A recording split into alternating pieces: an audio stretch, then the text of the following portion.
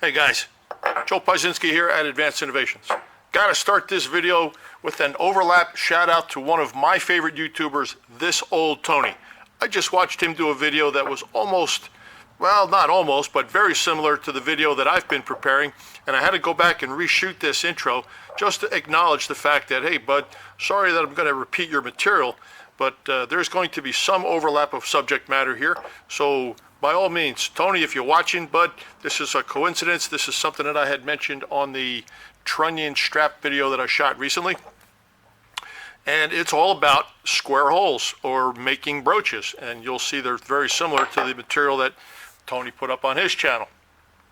Anyway, I'm going to show you how to make a high-speed steel square brooch like this. I think this is actually 17.4 that's been heat treated and dusted. I'd have to check it. I have a bunch of these laying around. But I'm going to show you how to grind one of these, and I mean grind it without a surface grinder. And we're going to get a nice finish on it, and it's going to be true, and it's going to be beautiful. And the one thing that you need to watch out for, and a lot of guys don't realize this, if you have a tapered surface like this is a very radical back taper on here.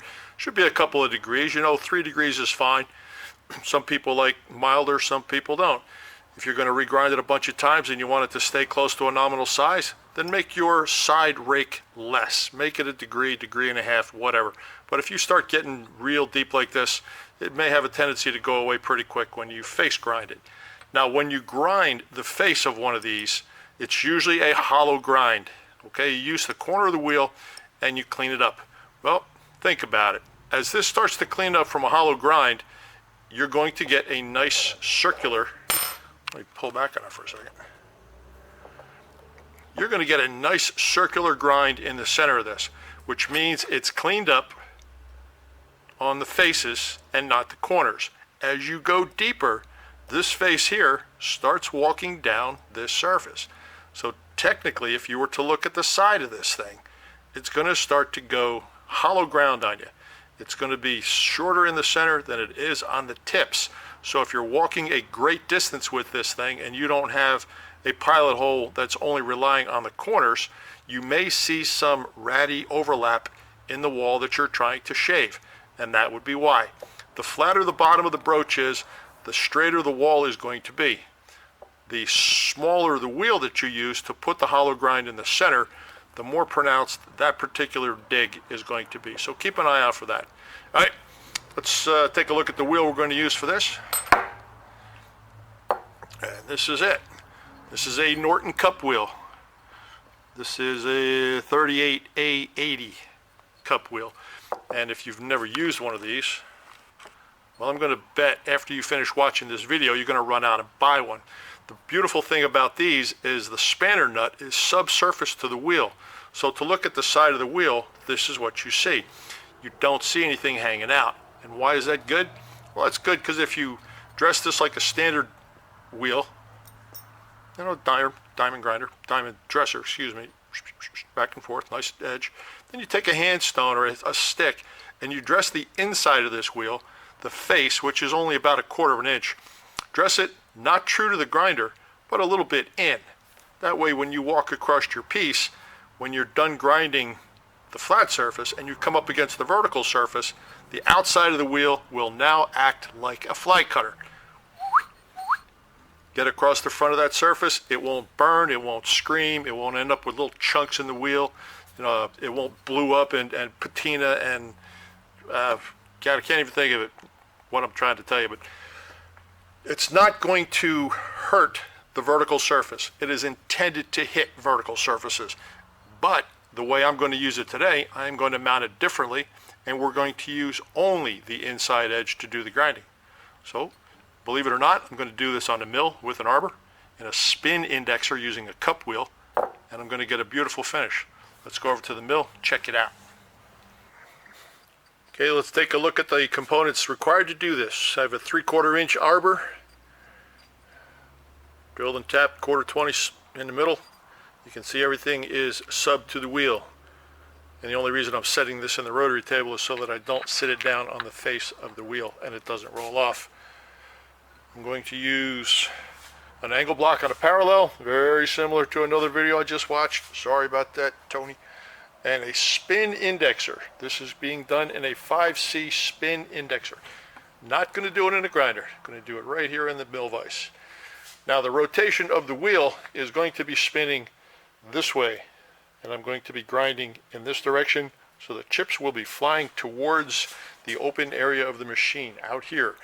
Do drape any part of your machine that you don't want grinding dust on. I know a lot of you guys are cringing right now, but the best thing to do before you do something stupid like this is to dry your machine off. Anything that's got an oily surface is going to be like a grit magnet, so dry it off. Take a paper towel, wipe it down, and then drape it. And if there's any chance of any grit getting through your drapes, a shop vac will do the job just fine. All right, let's start this thing up, see how fast we can do this.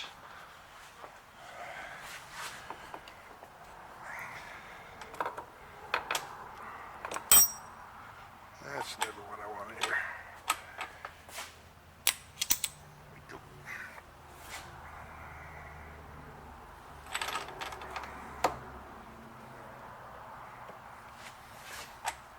Putting the back relief on the broach is just strictly so that it doesn't drag on the way down the hole. Right now this is a downhill slant, so it's going to start cutting in the back long before it ever gets to the front. And I promise that I will zoom in on that momentarily. Let's put the wheel in and see what happens.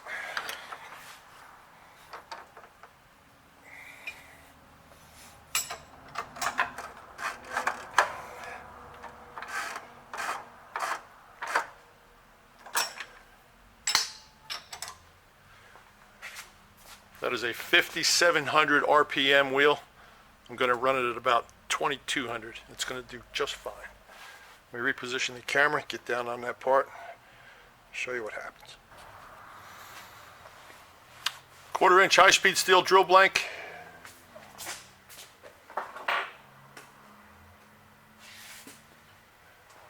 Three-degree back relief.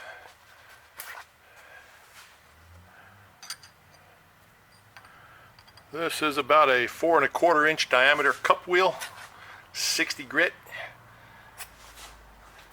And the sparks should be flying in this direction. I'm going to dust it off at 90-degree increments. Don't worry about what the tape says. If you can see tape on the face of this, I have all the markings I need on the back side. I'm going to run this up about 2,200 RPM and make a square out of this so I can broach those trunnion straps on my cannon. Alright, let's give it a go. Here we go.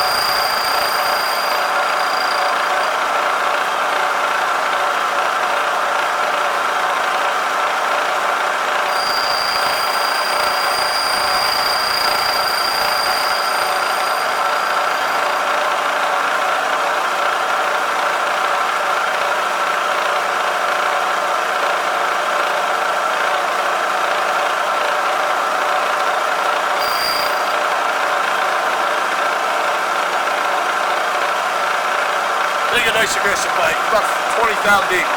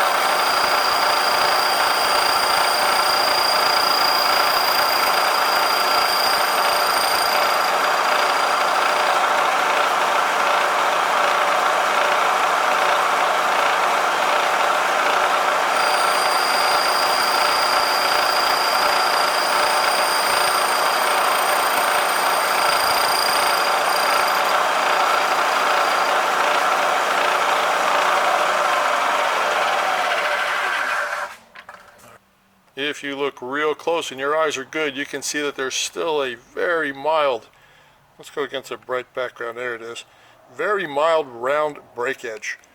So what I'm going to do now, I will reposition the camera so you can see how to dress this wheel. I'm going to show you how to dress this wheel. It is quick and it is done by hand, and then we're going to take a finish pass on this broach, take it out and use it. Let's dress the wheel. Alright, if the grit's going to fly, this is where it's going to fly. When you dress these wheels, they kick up a lot of dust, just like any grinding operation does. I'm going to use a Norbide stick. Look them up in the industrial catalog that you have available. This is a Norbide stick, and I'll tell you, this thing is glass hard. I've had this thing for 40 years, and I've dressed every kind of wheel you could imagine, and it's hardly even worn down. This stuff is brutal. I'm going to hold it up on the inside of the wheel at a very mild angle and establish a sharp edge out here. That's what I want, as sharp an edge as possible.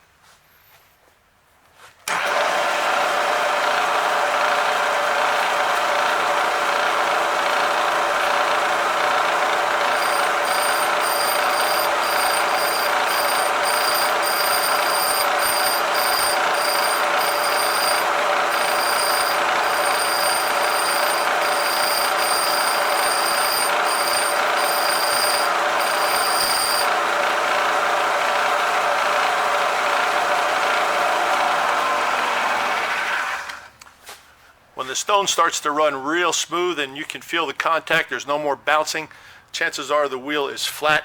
There's no more material loaded up in the face of the wheel. But now the plane at the bottom of the wheel is different than the last plane that I left it at while I was cutting.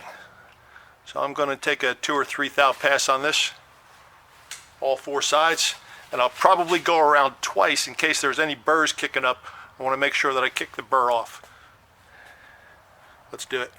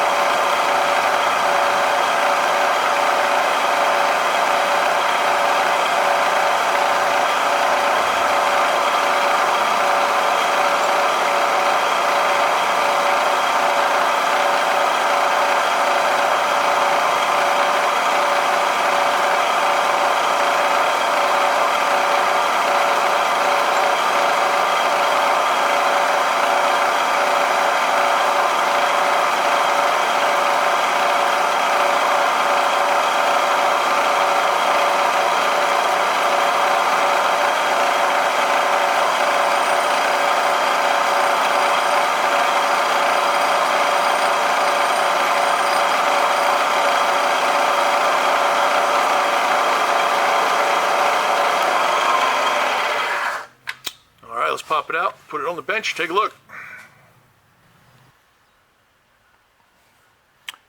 Okay guys, I think you can see that that is absolutely beautiful. The finish is great. I mean, that finish, you're not going to get a better finish than a grind with a cup wheel. That works really well.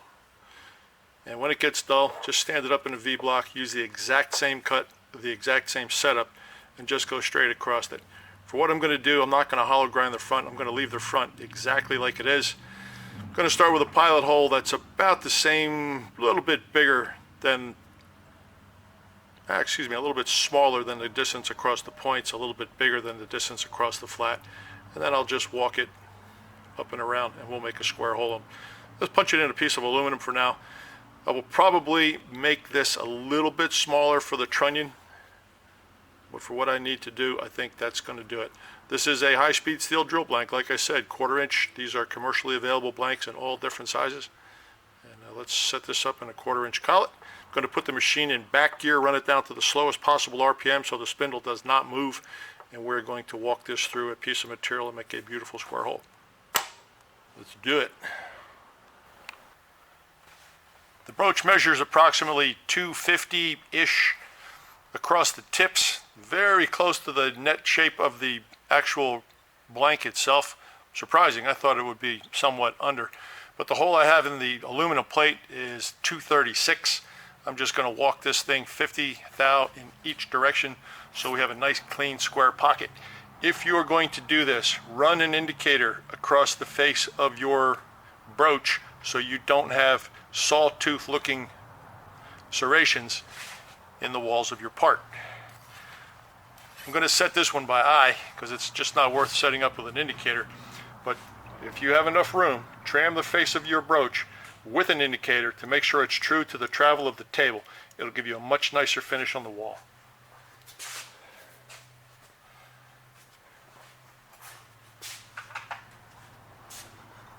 I'm going to get mine close. I'm going to lay a parallel against it, and I'm going to look at the parallel in relationship to the front of the part. The machine is in back gear. It's going to be very difficult to turn this spindle. Bump it just a hair. And back down. That's close enough. I'm on location to where the hole was drilled. I'm going to use just a little bit of WD-40 on this and have at it.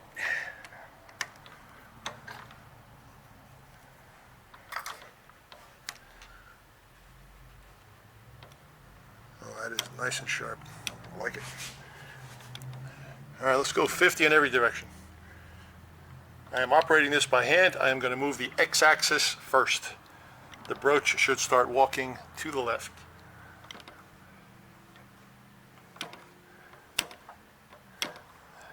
These are about 5,000ths incremental moves. If you go too much, you'll know about it pretty quick.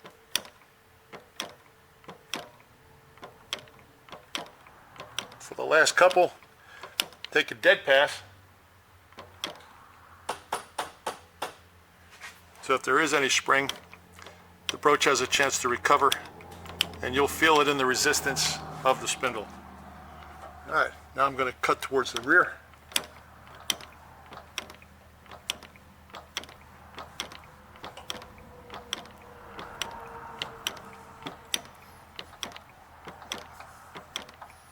Closer you get to your target, start backing off on the incremental moves.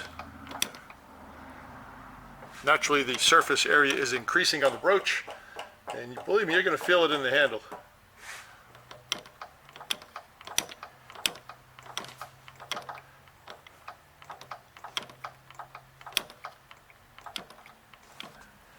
And back to the right.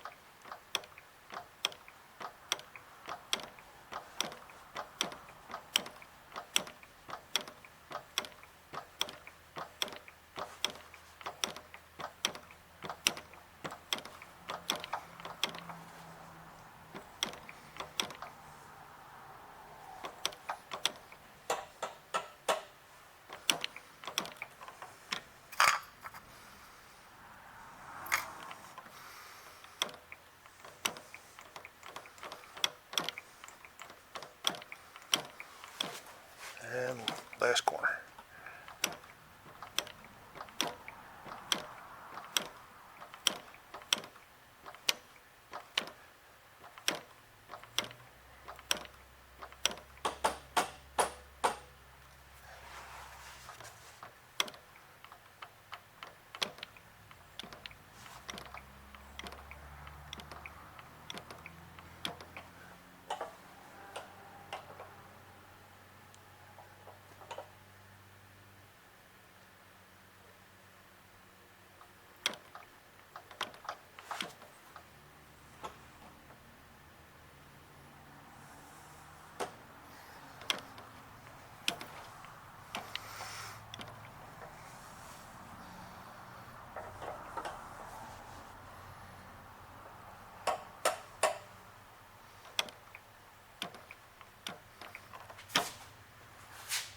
All right, put it on the bench, clean it up, take a look.